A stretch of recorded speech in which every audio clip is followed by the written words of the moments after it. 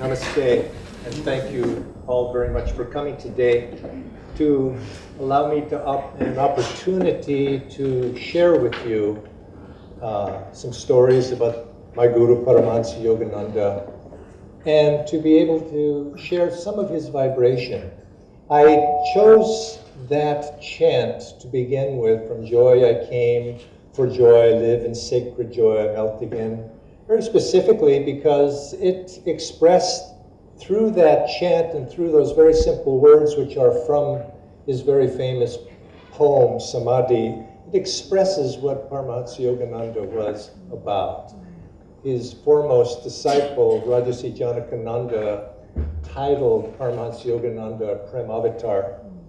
But I think also you could title him also Avatar of Joy, because joy was his nature. It was who he was and what he expressed, and anybody who came to him felt that presence of joy, of bliss, of Ananda when they were in his presence. There was a story that some of the disciples told of one day they came back to the ashram after having made a journey into the town of Los Angeles. They came back to the ashram there at Mount Washington, which is in the hills right there close to the center of town, after their journey. And they found Paramhansa Yogananda. He was on the lawn, on the grass, out ahead, in front of the ashram. And he was on the grass, and he was in a state of ecstasy. He was just looking and just in bliss. He was in bliss. And they came and they asked, Master, what is it? And he says, you don't realize how beautiful it all is.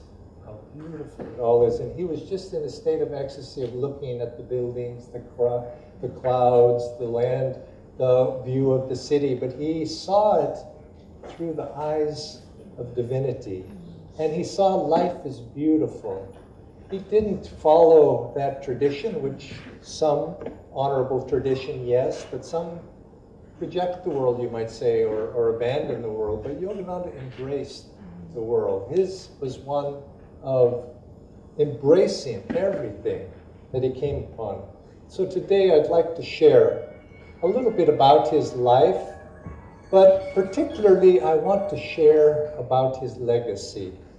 Because when we speak about someone's life, particularly that of a great saint, we look back and we see the saint, and it's inevitable that to some degree we're going to see that saint, his life, through the prism of his particular personality. And that's fine. He had a wonderful personality. He had a perfected personality. But sometimes when we see it in that way, we're a little bit too close. And it takes a bit of perspective to be able to remove oneself a little bit, to be able to see someone's life in perspective of the times in which they lived and the impact they have had, not only on their particular time, but also their impact over the longer stretch of history. And so now Paramhansa Yogananda, he took Mahasamadhi in 1952, and also that's 3 years since then. I wonder if we're still too close to be able to see him in perspective of who he was or what he was. And truly, maybe the question really isn't to ask who he was, but really the more important question is that what he asked is what he was. Because he was an avatar. And he had come to this life completely free. He was an avatar in that true highest sense of a soul that had reached liberation, paramukta. He had been completely free. No karma dictated his incarnation, but rather he came at the behest of the divine plan to be able to affect certain changes in life, certain changes in history, to put into motion certain things that would have a lasting impact through many of the years to come, for sure, but in the centuries to come. And I think it's not too much to say that in centuries to come, how many I don't know, but when people look back on the 20th century, they will see that certain lights stand above the others. And certainly Paramhansa Yogananda will be seen, I think, as the shining light of spirituality, the one who had the most impact long term on spirituality in the world in this age. And let's explore that a little bit, because oftentimes when we speak of him in the small sense.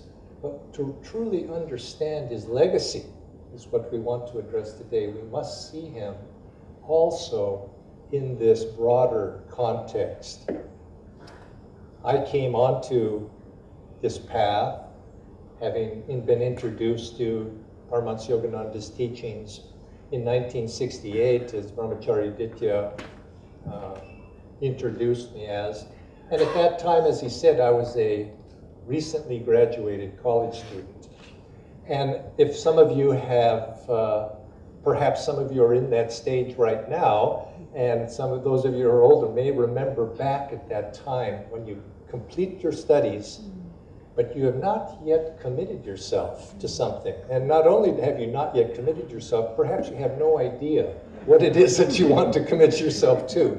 It's a unique time in a person's life, and so it was for me.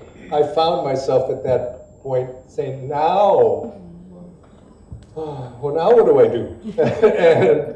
and I looked, and some of my friends, and two of my friends, they were going to be married and embark on that career, you might say.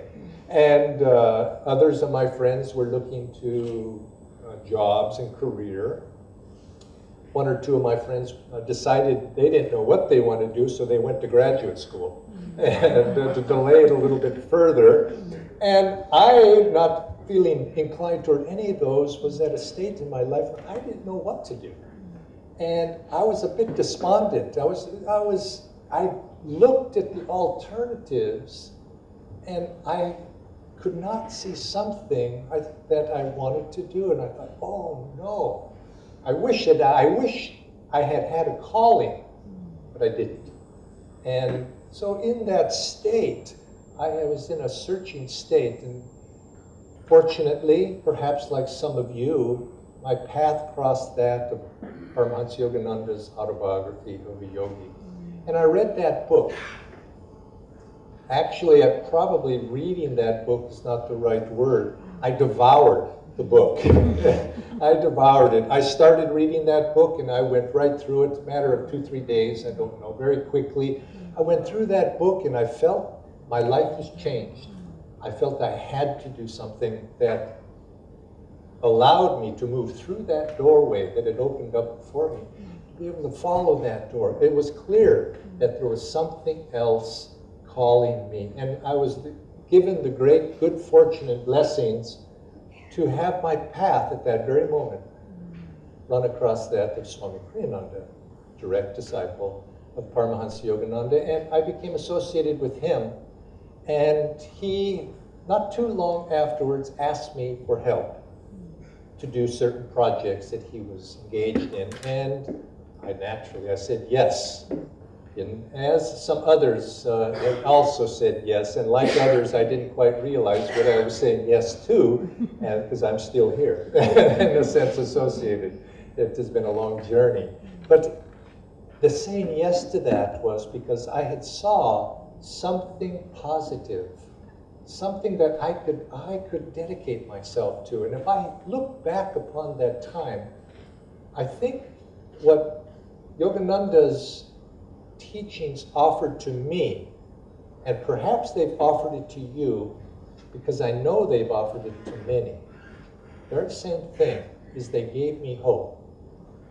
They gave me hope that there was something larger than that philosophy in which I had been brought up in. You might even say more than a philosophy. I had been brought up in a religion that I did not believe in my heart. Now, when I say that, I was born in America, Los Angeles. I don't mean that religion to be Christianity. The religion of my time, and particularly you could say the religion of the West, America, Europe, and I can see some of that religion here in India as well. It's called scientific materialism. This is the religion of the modern West, the religion of the day. And perhaps it's a religion of some of you too. I call it a religion because people believe it very strongly, that this world is but matter. That at the basis of reality, it's nothing except inert electrons, positrons, neutrons, and that creates, in certain positive or favorable conditions, creates the brain, the mind, human life, and out of that brain function comes consciousness. Simply a matter of the brain, chemical reactions within the brain, and then when we die, that's the end of it, that there's nothing beyond this physical reality, that meaning, why, should laugh at that. Meaning? Is there meaning to life at all? No, of course not. No respected scientist would believe that. Now, I could not accept that. Perhaps it was true. Perhaps that was true. But if it was, that was not the world that I wanted to associate myself in. I felt there was something more to life. And so when I read the autobiography of a yogi, I saw a glimpse of a potential. There's something more. Possibly. I don't know. If you've read the book, I suspect many of you have, perhaps most of you have. If you've read the book, there's many things in there that are beyond your ability to verify is true or not. But yet, I was fortunate enough, skeptical Westerner that I am even, perhaps even today, I didn't say no, you see. I said maybe, because what if it's true? What if there is something deeper about life? And I decided that since the other alternatives were not something that I wanted to pursue, I decided to find out for myself. And I went forward on that path. And this is something, if this has crossed your mind, I see some of you, perhaps at an age that I was at that time, think about it. At least pursue the question, is it true or is it not true? Because from my experience, it's true. There is something more. This life does have meaning in this. He brought that message of hope to people. Swami Kriyananda, who's been my teacher and guide in this lifetime, he made a very interesting statement, and that I over the years have come to feel is exactly true. He said it's his feeling that Paramhansa Yogananda in the centuries ahead, it will be looked back upon that he is the guru of this age. He's the guru of this age, but we're too close to it now to see, because we have to have some distance and some perspective to be able to understand that the guru of this age. Now, what does he mean when he said of this age? Now, it's a general term. This age, perhaps it means the 20th century, but it's much more than that. When he was speaking of this age, he was speaking to a concept that Paramhansa Yogananda spoke of, and that his guru, Swami Sri Yukteswar, also spoke of it, that we have, the world itself has entered into a new age. Now we hear this spoken of, oh, new age, various things, and he didn't mean it in that way, but he's meant specifically in terms of yugas. It's commonly understood, or commonly believed at least, that we're in Kali Yuga. But Paramhansa Yogananda and his guru, Swami Sri Yukteswar, who was a very wise man, said no, that it's not true. That's a misunderstanding, that we're actually in Dwapara Yuga, the next Yuga higher. And this Dwapara Yuga that we have moved into is an age characterized by energy. It's said that in this age that we have moved into, not so recently, within the last couple centuries, he says that this age that we have moved into is an age in which mankind's consciousness is able generally to perceive more subtle realities, and particularly able to perceive subtle energies in this age. Whereas in Kali Yuga, very few, can perceive those, only can perceive things in terms of matter, only perceive things in terms of solidity, form, structure, rootedness.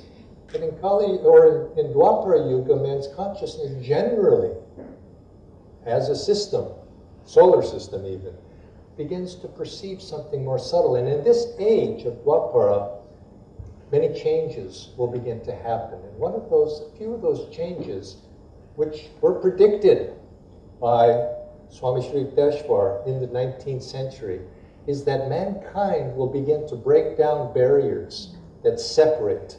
Space, as he said, will become annihilated.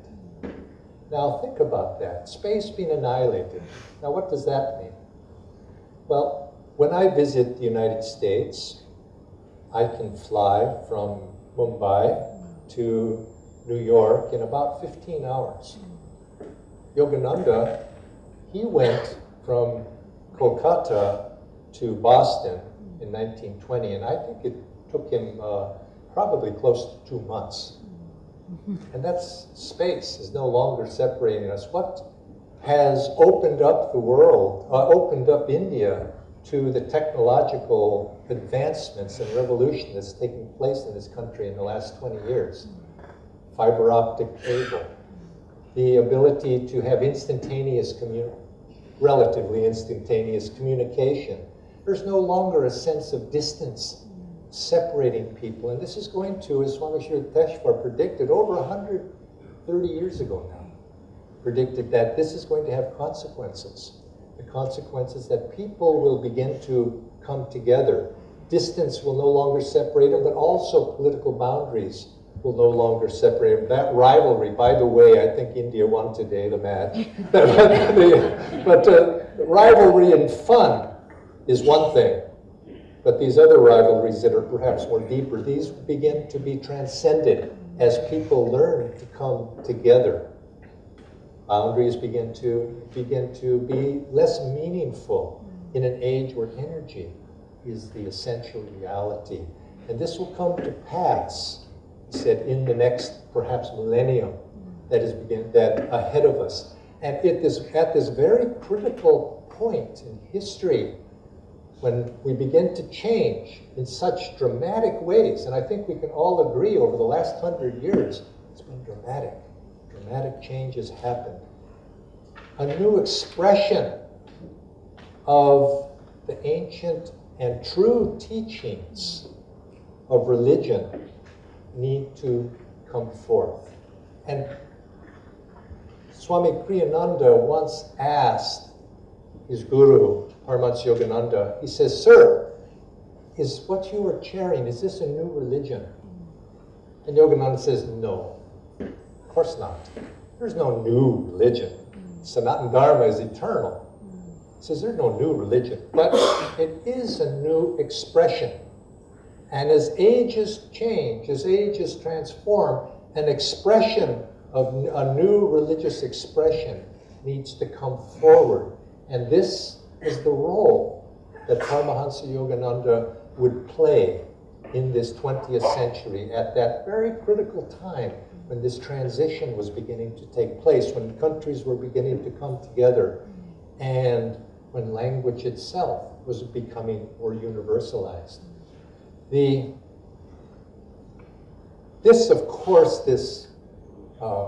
Yogananda coming for a very specific purpose, as I said, he was an avatar. He didn't come because of any compulsion.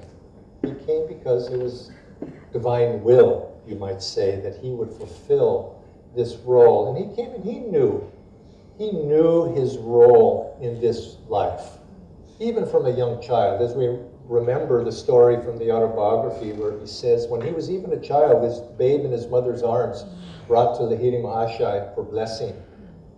That Lahiri Mahashai told him, "Little mother, your son will be a great engine, bringing many souls to God." And even as he grew older, he's presenting himself in the autobiography of the yogi as if he was a humble chela going to various great masters to receive their blessings and their teachings. But later on, he didn't reveal this in the book, but later on it was revealed that actually he would go for their blessings, yes. But those saints he references in his autobiography, they took his blessing when he came, because he was of that stature, and he was recognized of that stature by those saints. But he presented himself as the humble student looking to others at that time. But he knew. There's a story told by his brother, younger brother, of how they were, I believe it was in the city of Chittagong, and they were laid out at night. And they needed to get back home because their father and brother would be angry at them if him and his Yoganandaji Mukunda and his younger brother were not yet home by a certain time.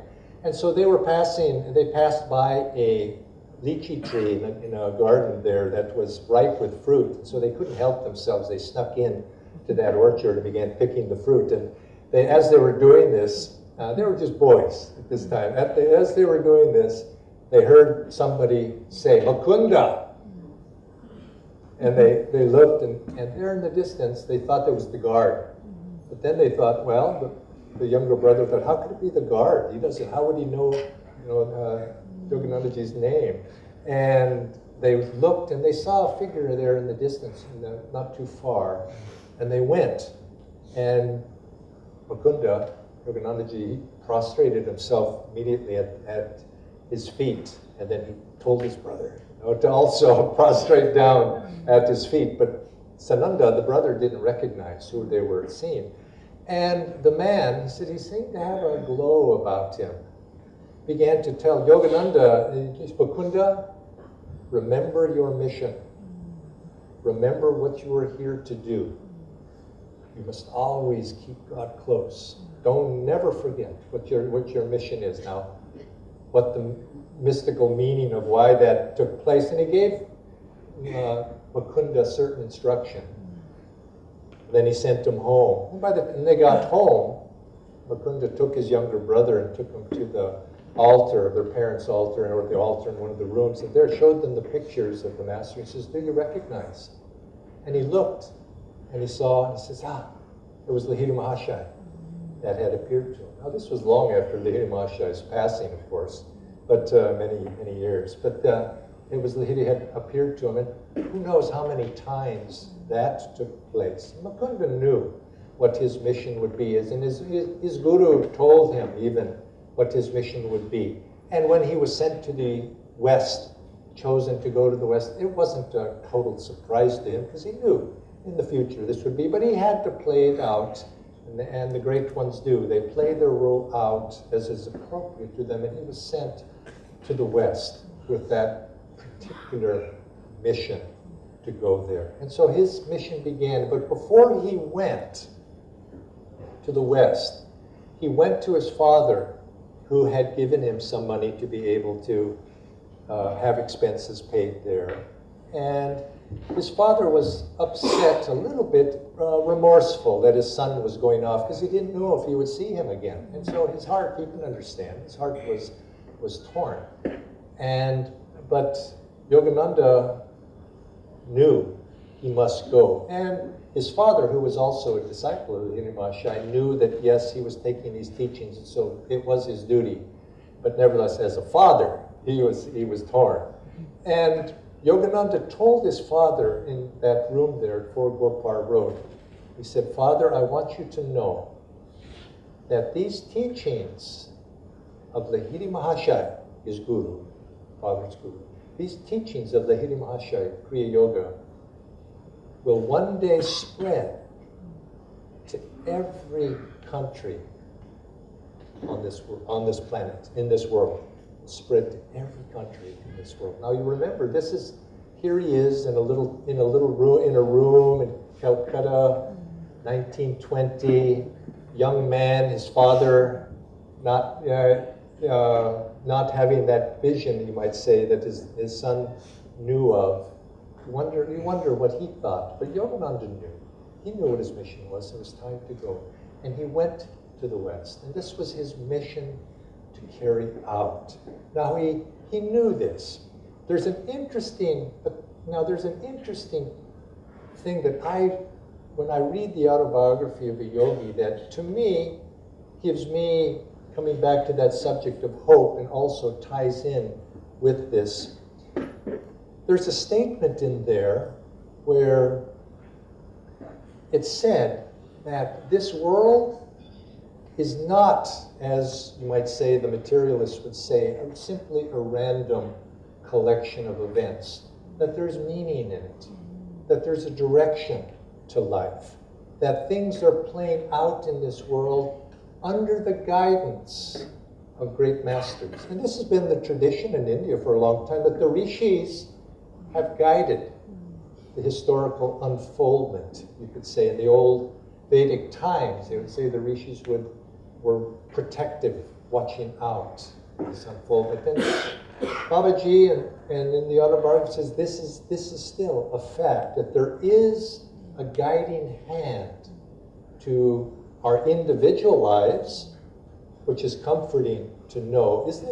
Don't you sometimes look back in life and think, yes, it seems like there was a guiding hand that directed my life in certain directions. Well, as for each one of us individually, so too, there's a guiding hand for this world at large. And Babaji says, or it said in the autobiography, this guiding hand is, Babaji is guiding the spiritual unfoldment for this coming age in the East, and other great masters such as Jesus Christ is helping guide that in concert in the West. And this guiding hand will guide the unfoldment in the future.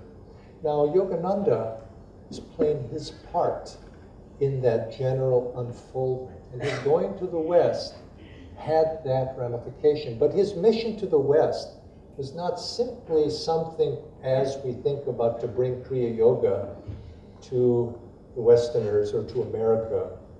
It was to bring his technique of Kriya specifically to the world at large, as he predicted to his father, to bring it to every country in the world. But he went to America in order to do that. And I've often thought, why was it that? Why did he go to America? But then you think about it, and he stayed and reached the world from Calcutta? I don't know. A master, of course, can do anything. But on the other hand, he plays a certain role. But this role that he played in 1920 and on in the early 20th century had its antecedents far before that.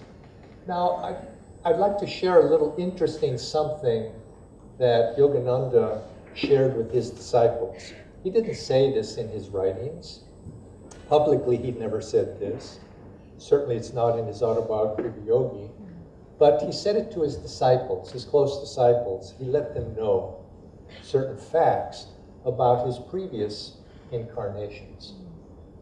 And it gave the disciples an understanding of what Yogananda was doing, you might say, what his mission was. And this was shared with us, the students of Swami Kriyananda, as well. And as a matter of fact, the book that we're launching today goes further into this very discussion, if you're interested in following more than just the brief outline that I'm going to give. And I found it always very interesting and mysterious to me, actually, and I'm still pondering it all these years later.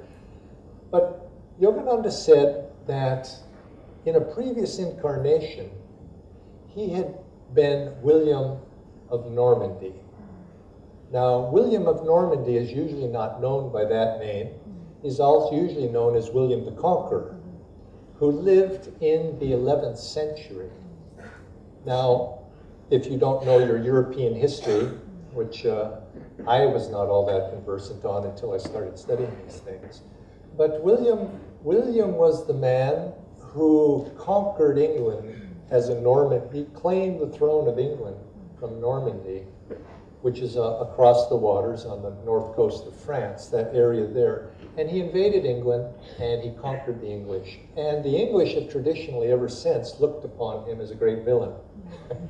He conquered them. But it was a very significant event.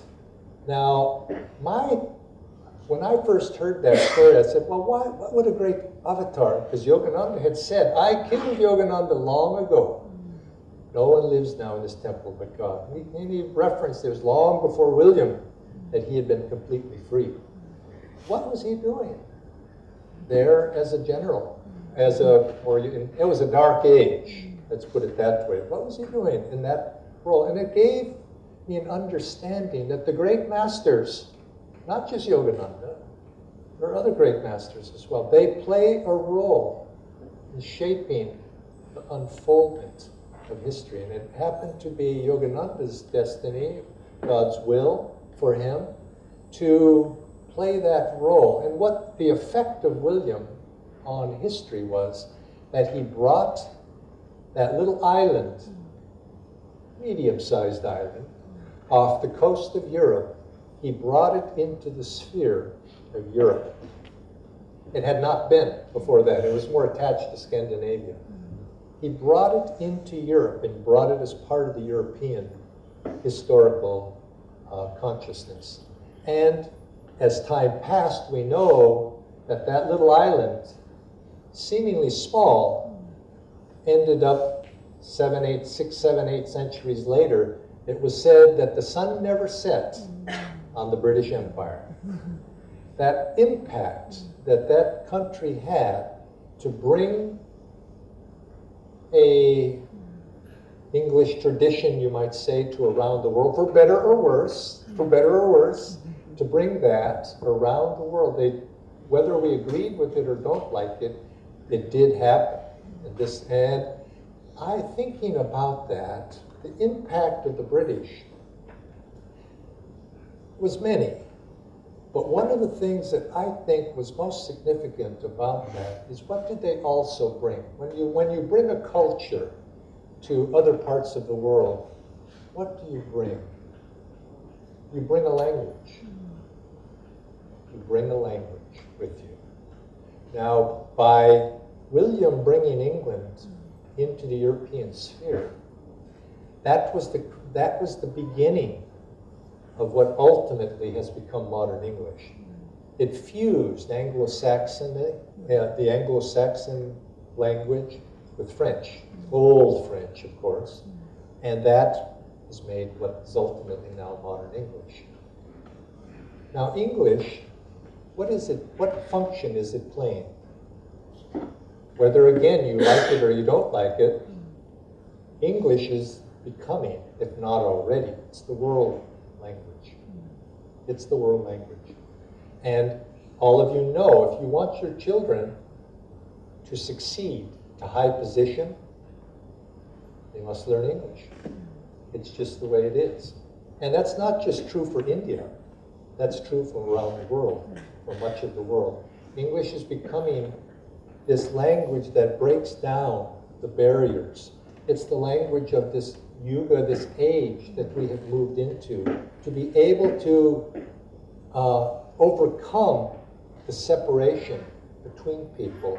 And Yogananda predicted that English would one day become the world language. Now this, of course, we're seeing it, that's actually happening, that it would begin to unify, be forced to unify people. But specifically of whether it did that or not, Yogananda, who was fantastically talented with the English language, although we read in the autobiography he never really spoke in English that much before he left for America, and he never lectured in a teaching in it until he was on that boat going overseas. But he went to America and he lived in Boston for the first 3 years or so of his time in America. And it's said that he lived in Boston, he stayed there in order to perfect his language. He said he wanted to perfect his language of ability in English and to learn the ways of the Americans so that he could communicate with them in a way that made sense to them. He could reach them with these teachings. But English, by being a world language, has given these teachings an ability, these true and ancient teachings, to be put into a language that will reach the world. What other language could do that right now, in this age, 20th century? It wouldn't be possible Although the French love their language and it's very beautiful, it wouldn't be possible in French, wouldn't be possible in Hindi. Sanskrit, no, I don't think so. It would have to, certainly not as the primary language from which the teachings would be translated from. They went into English, and he was a master of it. There was a story that he wrote, I think it was in one of his poems. He wrote a poem, and he used a certain word in that poem, and I wish I knew what it was, but I don't. But he used a certain poem in that, a word in that poem. And one of his, perhaps it was an editor or somebody was about to publish this, and he says, "Sir, I don't think this word you're using, I mean, that's really not a word, you know. That's not a word, that's not an English word." And he says, "It is. I'm sure it is." He says, "No, sir, you know, it's no," and they got the dictionary out, and there was no such word. And he says, "It must be. It must be." And so they began to look deeper. And they found, probably in the Oxford English Dictionary is probably where they looked, but I don't know. But in researching it, they found that, well, actually, it was a word. It was a word, but it hasn't been used for a very long time. And never used now. But it was a proper English word. And where did Yogananda come with that? He just drew it, you might say, he drew it out of the ether. It was the right word for the moment. This was his ability. So he put his teachings into a language, and the English it's a practical language. And he said, the modern man, they want practicality. They want to know, how are these teachings going to help me? What are they going to do for me? And they want it quick. They want it quick. This is the temperament, you might say, of the modern person. They want it practicality. They want it simply expressed. And if you look at his teachings, he expresses very abstruse teachings very clearly and simply. Now, there's a danger in explaining something very simply, because when you explain it in simple language, people think the concept is simple and dismiss it. They dismiss it. He was giving a lecture, was class in Boston in the early years. He gave the class, and the students had coming to this class on yoga and philosophy. They complained. They say, "Sir, that's too simple. You know, you need to, this is just too simple." And you need to, they were expecting something more exotic. And you know how it is, if you've been to classes on spiritual classes of spiritual topics, sometimes people will speak very abstruse, you know, in very remote language. And it's almost as if the more abstruse and exotic the language, the deeper it is, because nobody understands it. And so if you make it simple, oh, I understand that, but of course, if I understand it, it must not be true. You know, it must not be true. So he was like that in this class, and so he gave the class, listened to their comments, and then the next week they had another follow-up class, and this time he went and he spoke in very deep philosophical language and explaining very complicated concepts in exotically ways. And he said, I looked around the class, and within 15 minutes, half the class was sleeping. And so it was. He tried to bring things down to a language which people would understand. I have an example. I brought my notebook here. For example, I wanted to share something. He explained the Yoga Sutras, Patanjali, Yoga Sutra, very deep topic. And at the very beginning of the Yoga Sutras, there is in stanza number 2, Yoga's Chitta Vritti Naro. Yoga is the neutralization of Chitta, the vortices, vrittis of Chitta. Yoga's Chitta Vritti Naro. Vrittis are whirlpools. of chitta. Now, what is chitta? Now, this is something many people don't know. Most people do not know, but I'll go into that a little bit. And so Yogananda explained it. He said, what that means is it's the neutralization of the whirlpools of the likes and dislikes of the heart. I'll explain that, why he said that in a little bit. Neutralization of the likes and dislikes. I like this, I don't like that. I like this, I don't like that. I like you, I don't like her. It's like, and this is what binds the ego. It creates the waves that create the ego. I like ice cream, I hate, chocolate cake.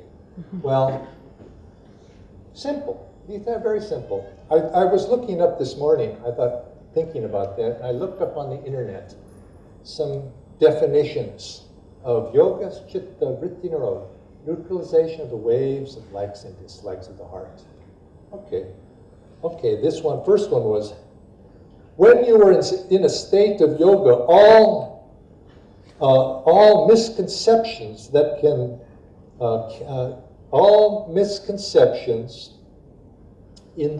that exist in the mutable aspect of human beings disappears. What does that mean? Yoga is the mastery and the integration of the activities of the mind. It's getting a little better. Yoga is restraining the activities of the mind. Yoga is calming the waves of mind stuff. Now, what is mind stuff? Well, that's somebody's interpretation of chitta. That doesn't make any sense. I mean, and he was able to take these things, which obviously it shows that these people had little understanding of what really is being said.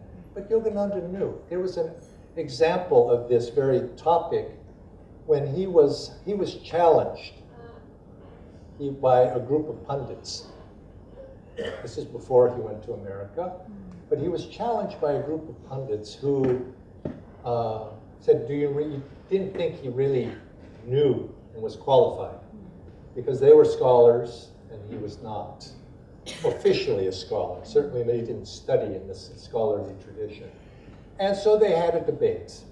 And there was a formal debate, but of course Yogananda, they posed their questions and Yogananda answered them. He answered them perfectly fine. So there was no problem that he could answer what the questions they had posed to him. Then he says, but let me ask you a question. The scriptures say that consciousness has 4 aspects: mon, buddhi, ahankar, chitta. And that each of these aspects has its seat in the body. But the scriptures do not say where the seat exists. Tell me, from your realization, where are the seats of mon, buddhi, ahankar, chitta? They couldn't answer, because it wasn't in the books. They didn't have the realization. Now, of course, the answer, of course, is, where do you think chitta is located? I gave the clue already. Chitta is the neutralization of the waves of likes and dislikes, of feeling. Well, where would feeling be? Is it seated in the knee? I don't think so. Feeling, it's in the heart. The chitta is that aspect of consciousness that's in the heart. And this is recognized. That's not too hard to understand that. Ahankar is here, seated in the medulla oblongata. Buddhi, intellect, here, in the forward part of the brain. It's, of course, third eye, spiritual eye, here. And mon, here, at the top of the head. Well, people don't seem to understand that. They're restraining the waves of the mind as yoga. It's not that at all. If you don't restrain something, you don't force something, and it has nothing to do with the mind. That's the other part of it. So you could see, Yogananda spoke from his realization. But the point I'm making more importantly than that is he made it so simple. Very clear simplicity. And through the simplicity of these very deep, ancient, true teachings that come from this culture, he was able to put them in a modern language to communicate in a new expression at a time when we have entered into an age when this is going to become a world-wide community. We all have heard the term globalization. This is taking place on all levels. Those boundaries that separate us are dissolving. He predicted in the future that one day there'd be, just like there's the United States of America, there'd be a United States of the world at one point, sometime in the future. That when people go beyond that attitude that separates people. Now, I don't know when that will be, but I'd have no doubt if in the trends that we see happening in the world today will continue in that direction.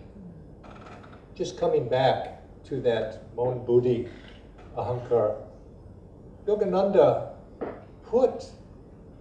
he spread concepts today that certainly in the yoga spirituality movement, the people who study and are involved in these, he made great clarity to these concepts that people don't understand and you don't hear in other traditions. Now, it's always, me being a disciple of Yogananda, it's always natural for one disciple to extol the virtues of his own path, and I don't want to present it in that way, but nevertheless, those teachings which are becoming commonly understood finally and explained are happening because of Yogananda's influence. For example, I mentioned something about Chitta, but even the medulla oblongata, where other than in Yogananda's teachings do you see this emphasis on the seat of ego in the physical body being there at the medulla oblongata? That's unique. That's unique to him. It's not totally unique. I shouldn't say that. That's an ancient teaching also, but it's unique in the modern world of yoga. That it's not understood. Where is the seat of ego? And the influence, the ego obviously here, because it's the medulla oblongata that controls the heart, controls the breath, and the breath is associated with our attachment to these outward things of the world. And he defined very simply, what is ego? The soul. Now I could I should have done this as an exercise, come back with some explanations out of the dictionary of ego as well. But he very simply, the soul it's the soul identified with the body. Simple. Soul taking on this identification with the body. That's not who we are. It's not our true reality. Although the scientific materialism might say that it is. But he says, no, it's not. We are not that. We're spirit. We're something much greater.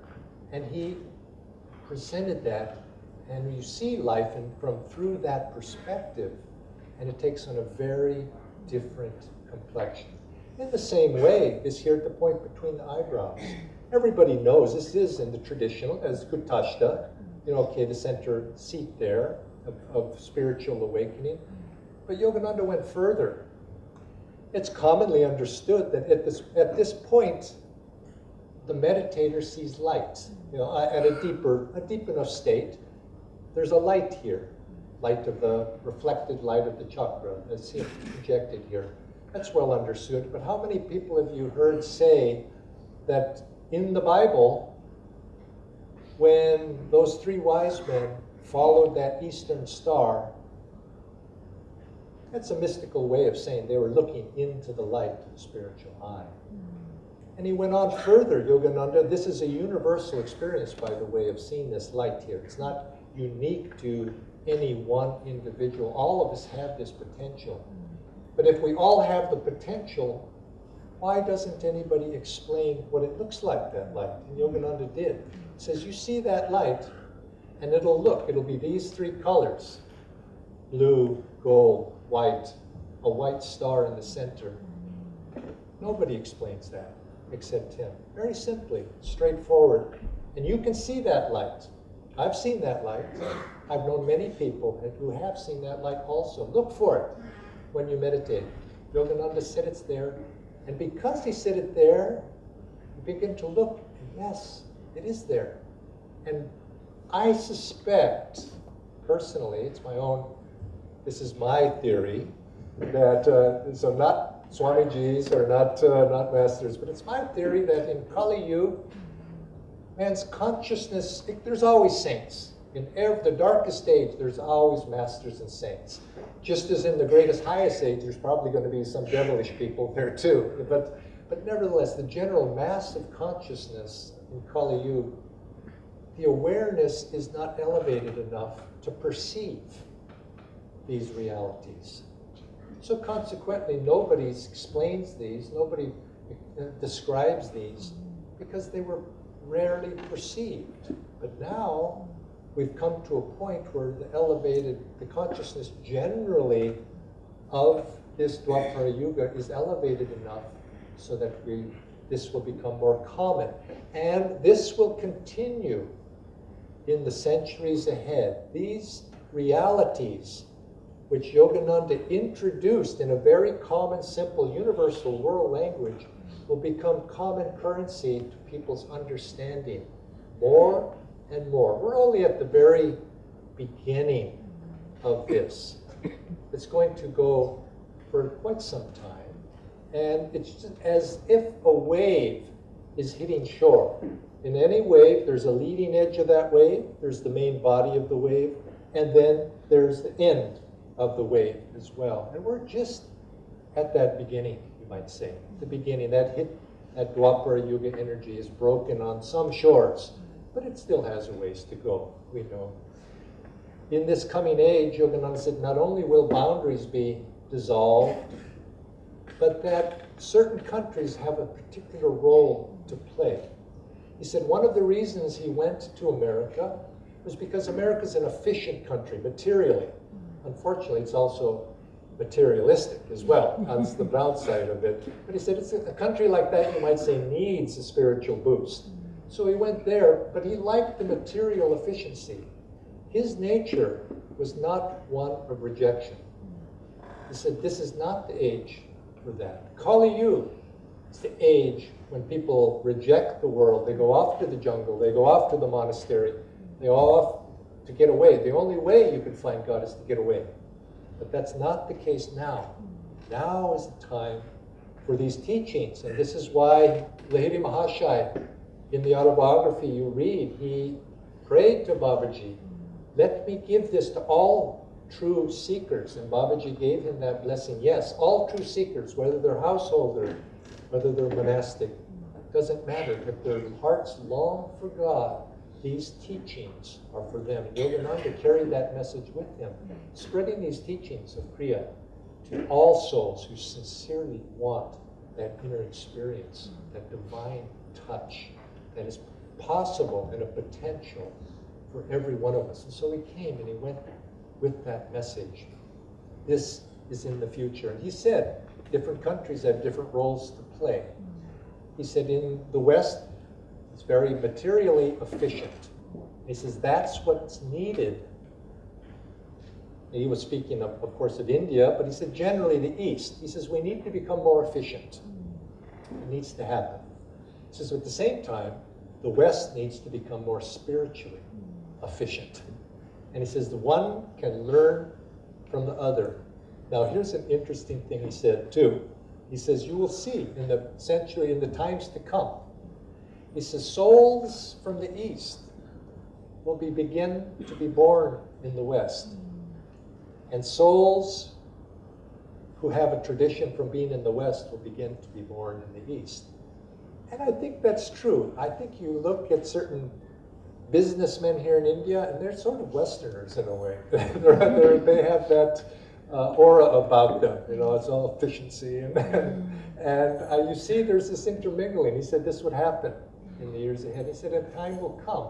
And Guru, where India plays a special role in this because of its ancient, unbroken spiritual tradition of great saints the rishis, the scripture, that India plays the role, what he called to be the guru of the world. And it will be, in that, will be its hallmark quality of leading the world in the future, of sharing these traditions. And this is what Yogananda, as part of that prophecy, was doing, was to being, you could say, India taking these teachings of India and sharing them, not keeping them, but embracing and sharing them with everybody in a form and in a manner that people could understand and that they could accept. Now, I've been speaking of Yogananda's tradition, his legacy. I can't leave that topic without also mentioning one very important aspect, or two or three more, is that he went specifically at the command of Babaji. He said to help show the universality of all true religions. They're all based on certain universal truths. And he said it was his goal to show the true teachings of the Bhagavad Gita, the true teachings, as he said, of Krishna, the true teachings of yoga, and show how they're common to also the deeper teachings of the rest in the Bible as well. That underneath it, there's commonality there. And so he wanted to bring out those teachings. And he said he wrote his interpretations, he also, of the Gita, and he explained them, dictated them to Swami Kriyananda, who has also written this interpretation based upon Yogananda's teachings. He shared them as well. And he said, these teachings, this scripture, when he finished, will change the lives of millions. That will come to pass. He also put his teachings into practical how to live form. He was a very practical man. He said one of his sayings was, be practical in your idealism. It's good to be idealistic. We should be idealistic. But if you cannot manifest your ideals into practice, what do you have? You have fine words. You have to be practical. In other words, you have to have your feet on the ground, but you also have to make them work in daily life. And this is what he was about, is bringing these teachings into daily life. But I think also his greatest legacy, one of his greatest legacies, will be the people that he has touched and those students that he has touched in a way that will carry these teachings forward, and particularly his disciples. He touched Swami Kriyananda and changed his life, just as he changed my life. But Swami then took that and has been able to, through his books, and through his music, through his creation of communities, a concept that was very dear to Paramhansa Yogananda's heart, he's changed many, many tens of thousands, hundreds of thousands perhaps, through his disciples, not just Swami Kriyananda, but many others as well. Perhaps this also will be his lasting legacy as well. But also it comes down to the individual. I'd like to conclude by just sharing a few small stories with you about the impact of Yogananda's life. Not big stories on the world, but what is the world really? It's a collection of individual souls seeking God. And each soul has a particular relationship with their guru, has a particular relationship with a great saint. And Yogananda responded to those who called upon his help, and some that didn't even call upon his help, but who had touched their lives. They touching his life, he touching them. There was a man that I met in America. We have an ashram where we started our community, or started our ashram in the foothills of the Sierra Nevada mountains, as Aditya mentioned. And where we started, very closely outside of that city, or that ashram, there's a very small city, and there's a petrol pump there. And one day, many years ago, some friends of mine, we would go to town, and we'd always, before going back to the ashram, we'd fill the car or the truck, or the Gardi, or whatever we would have with petrol at that point. And one day we went in there, and I didn't, it was my friends went. There, we would keep on the altar a little picture there on the dashboard of Yogananda. And the fellow comes and he fills the tank, petrol tank, and he looks inside and he says, "Who is that man?" Seen Yogananda's picture. And the person says, "Well, that's Paramhansa Yogananda." And the man says, "I know him."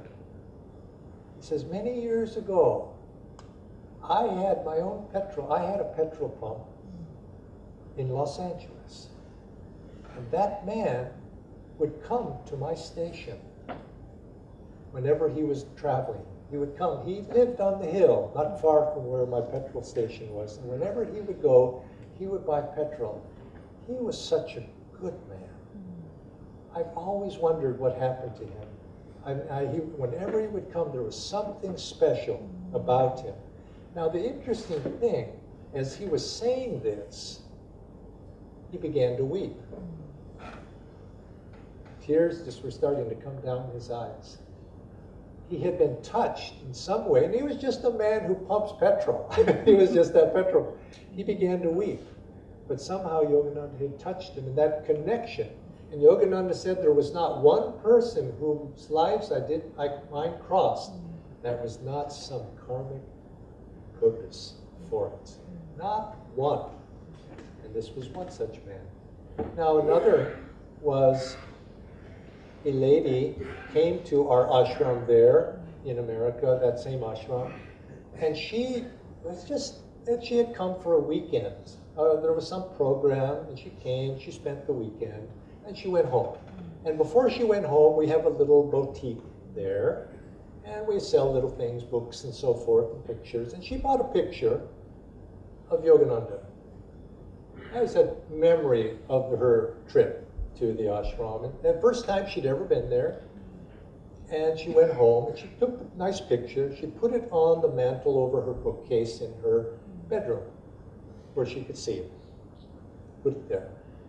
And this lady, this young woman, had a very difficult life. A misfortune had found her, and she had been engaged to marry. But just before the marriage, her fiancé was in an accident and died. And she was just distraught. She was distraught. And you can imagine how that might feel. She was heartbroken. Well, a little bit of time passed. And as things go, her heart healed. And she became engaged the second time. And just before the marriage, what should happen? He too had an accident and died. Now went into a very deep depression. She was heartbroken again and went into a deep depression. And it was because of that depression, she was trying to come out of it, that she had come to the ashram for that weekend, to get out of the city and to come there. And she went back. But she was still, nevertheless, she was in a depressed state. And so she was so distraught that she decided to commit suicide. She was going to get into her car and go to a certain place in the hills where she lived and drive off of a steep cliff and kill herself. So she had made this resolution, and this picture was there of Master standing. And she got up, she looked at the picture, and then she went to the door to go out to commit her deed. And she said, what happened was, and this the reason I know this story is because she did not commit suicide. She came back up to the ashram and came to the people there where she bought this picture and says, I must tell you what happened. You're not going to believe what happened to me. She said, well, as she was about to walk out the door, the image of that picture appeared in the doorway and expanded to fill the whole doorway and would not let her pass out the door. And, well, what would you do if you saw the picture expand and not let you out? You wouldn't go out. She stayed. I mean, she was stunned. And she stayed. and she felt a blessing, and she turned her life in another direction. Interesting. Somehow Master touched her, and she had just, the crossing, very small crossing, meeting Yogananda. She didn't even read the autobiography, but she had met Yogananda just casually, not even he, but through our ashram, had some small contact. It's a blessing. And finally, one final story is these teachings of Paramhansa Yogananda, as he said, are destined, as he said to his father, they're destined to reach every country of the world. Well, just last month, 1 month ago, 5 weeks ago, I went to China. Now, China is not noted as a country that's open to these sort of things. As a matter of fact, the reason I could go to China and do a special workshop there for 40 students was because it was a holiday. It was a New Year's holiday. And on the New Year's holiday, the local policeman who checks in whenever a gathering happens is on vacation. So he was on vacation. So there was no policeman going to come in. So I was able to do this workshop for these 40 people who had secretly, you might say, underground, not making a public thing of it, had been studying these teachings. So I went to visit them. One lady told me I felt very inspired by her story. How Yogananda said when he wrote his autobiography of the yogi, he put his vibrations into him. And how many years? He wrote that shortly after the Second World War. So what it's been, 60, 70 years now since that time? That book has power. It still has power. And that book, there's a light in that book that reaches people and will continue to reach people in the years and the centuries to come. And she was in China, in Guangzhou, I think, southern city. She was in the city, had no knowledge of any of this at all. But she walked by a bookstore, and she looked in the bookstore, and there was a translation in Chinese of the autobiography of the yogi. They've recently allowed that to be admitted. Yoga is now okay, so long as it's limited to health and fitness, you might say, exercise. Then she saw the book, and she saw the picture.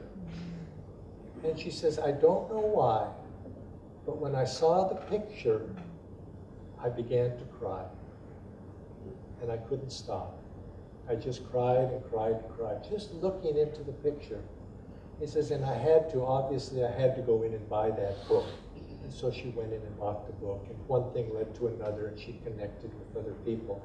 And this is the impact that Yogananda has had on me, perhaps some of you, and will have in the future. His vibrations have gone out because he had come with this message. It was a special message at this particular time in history, not random. This time in history to fulfill a divine mission that will continue in the years ahead, in the centuries to come. And all of us are part of that. We're part of that story that's unfolding, and I think each of us have a part to play in that to the degree that we are wanting to play, to the degree that we allow that vibration, because it's not Yogananda the personality. He said, Swami Kriyananda told me, as he's told some others, he said, remember, this work is not your work, it's not my work, meaning himself, it's Babaji's work. Always remember that. This is Babaji, Mahavatar Babaji is guiding this work. And each of us can be a part of that if we allow ourselves to be an instrument for that work. And how do we do that? We share. Share joy with one another. Share the peace, calmness, any blessings we feel. Don't hoard it to yourself. Share it. Just as money. You hoard money and your wealth becomes smaller. You share money, you feed the cycle of prosperity. So it is with blessings. Share your blessings with other people in whatever form that you've received them. And you'll find that your blessings will grow 100-fold. Many blessings to all of you.